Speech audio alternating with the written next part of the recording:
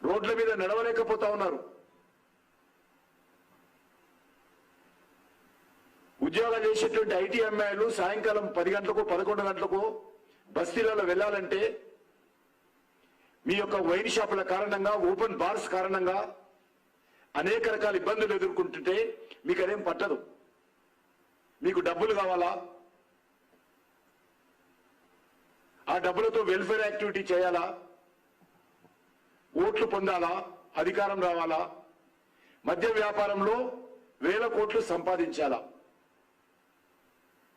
ఈ రోజు కూడా తెలంగాణలో ఈ రాష్ట్ర ప్రభుత్వం కూడా మద్యం వ్యాపారస్తుల దగ్గర ఆర్జీ ట్యాక్స్ వేస్తా ఉంది, additional tax, Rahul Gandhi tax.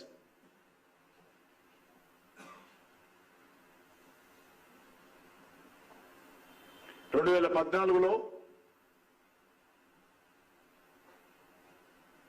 Liquor వ్యాపారం ద్వారా తెలంగాణ ప్రభుత్వానికి ఆ రోజు ఆల్మోస్ట్ 4 నుంచి 5 వేల కోట్లు వచ్చేది. వీరు గద్దె లోపల మరి అది 40,000 వరకు చూరింది, 40,000 కోట్లకు చేరింది ఆదాయం. అంటే ఇది తెలంగాణ డెవలప్మెంట్,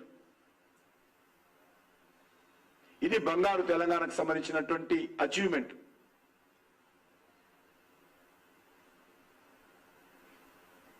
ఇదే రకమైనటువంటి మోడల్ లిక్కర్ బిజినెస్ మోడల్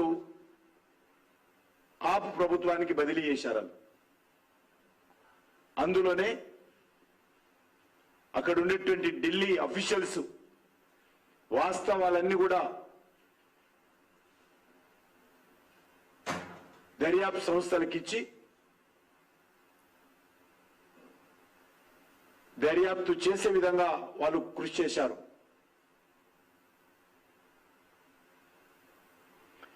తెలంగాణలో దోచుకున్నట్లు ఢిల్లీలో కూడా దోచుకోవాలని తెలంగాణ మోడల్ ఢిల్లీకి పంపి